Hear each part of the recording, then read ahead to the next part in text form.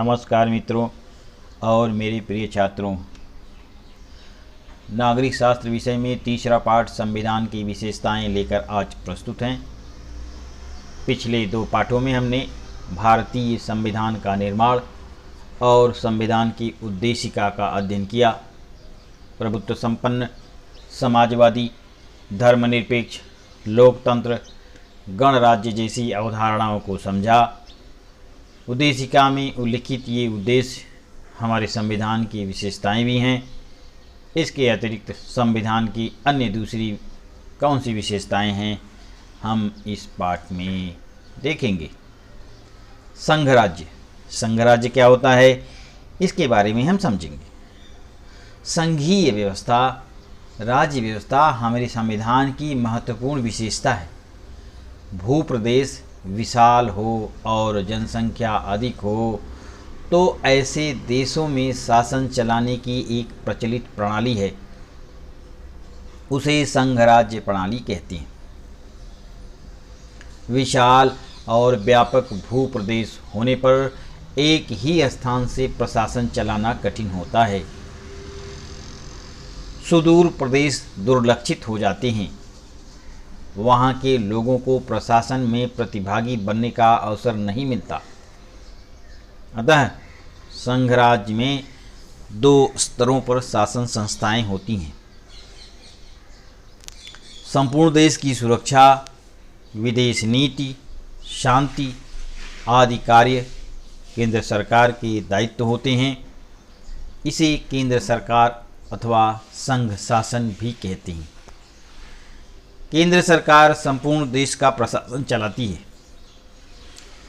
जिस प्रदेश में हम रहते हैं उस प्रदेश का प्रशासन चलाने वाले शासन को राज्य शासन, राज्य सरकार कहती है।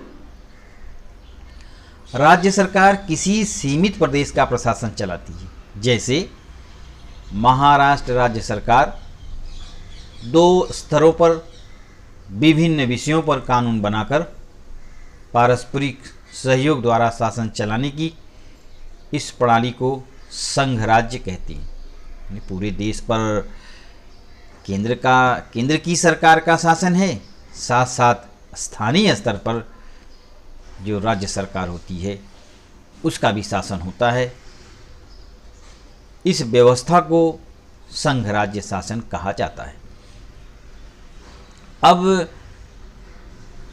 संघ का शासन हो, केंद्र का शासन हो और राज्य का भी शासन हो तो उसमें दोनों के अधिकार अलग अलग होते हैं। अधिकारों का विभाजन किस प्रकार करेंगे? संविधान ने संघ सरकार और राज्य सरकार के बीच अधिकारों का विभाजन किया है। उसके अनुसार किस विषय के अधिकार किसके पास हैं यह देखेंगे। हमारे संविधान ने 3 सूचियां बनाई हैं, उनमें विभिन्न विषयों का उल्लेख किया गया है। प्रथम सूची को संघ सूची कहती है।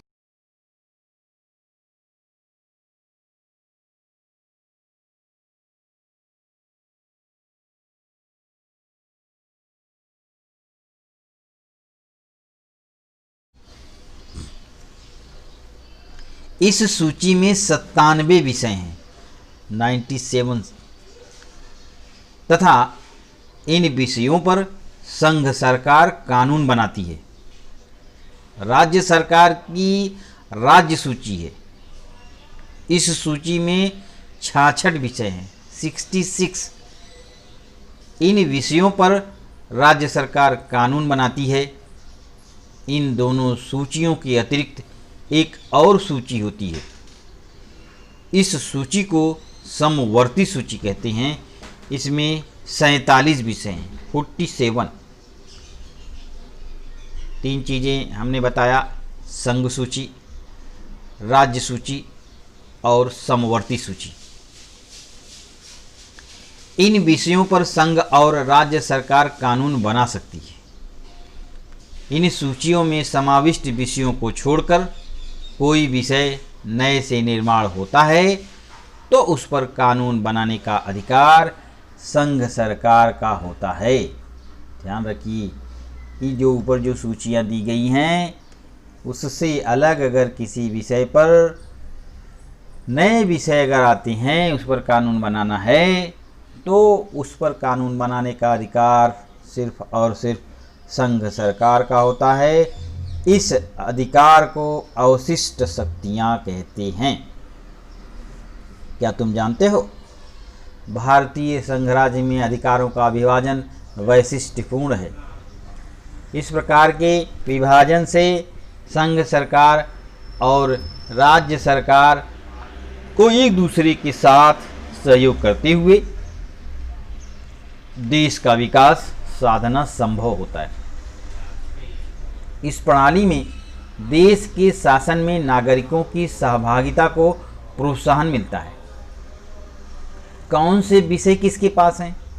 संघ सरकार के अधीन विषय, कुछ जो महत्वपूर्ण विषय हैं उसके बारे में हम देख लेते हैं।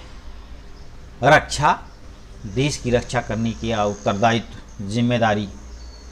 विदेश नीति, बाहर के जो देश हैं उनके साथ कैसे संबंध। युद्ध एवं शांति। मुद्रा व्यवस्था, जिसे हमारे यहाँ रुपया चलता है, हमारे देश की मुद्रा है रुपया। अंतर्राष्ट्रीय व्यापार, ये जो मुख्य विषय हैं ये संघ सरकार के अधीन के विषय हैं। राज्य सरकार के अधीन विषय कृषि, कानून एवं व्यवस्था, जैसे पुलिस प्रशासन, स्थानीय प्रशासन, स्वास्थ्य, कारागार प्रशासन, ये राज्य सरकार के अधीन के विषय हैं। तीसरा, दोनों सरकारों के संयुक्त अधीन में जो समवर्ती सूची वाले विषय हैं, रोजगार, पर्यावरण, आर्थिक एवं सामाजिक नियोजन, व्यक्तिगत कानून, शिक्षा, ये सारे विषय। संघ शासित प्रदेश में, भारत में एक संघ सरकार, उसमें 28 राज्य सरकारें और 9 संघ शासित प्रदेश हैं। संघ शासित प्रदेशों पर संघ सरकार का नियंत्रण रहता है। इनमें नई दिल्ली, दमन दीव, पुदुचेरी, चंडीगढ़, दादरा नगर हवेली, अंडमान निकोबार, लक्षद्वीप, ये पहले से संघ शासित प्रदेश हैं। 2 नए संघ शासित प्रदेश बने हैं। जो प्रदेश जम्मू कश्मीर प्रदेश था उसको प्रदेश का दर्जा हटाकर उसको संघ सरकार में लाया गया है। 2 संघ शासित प्रदेश बनाया गया, उसमें एक जम्मू कश्मीर और लद्दाख। इस प्रकार से कुछ संघ शासित प्रदेशों की संख्या 9 हो गई और राज्य सरकारों की संख्या 29 से घटकर 28 हो गई है। आज की वीडियो में बस इतना ही। धन्यवाद।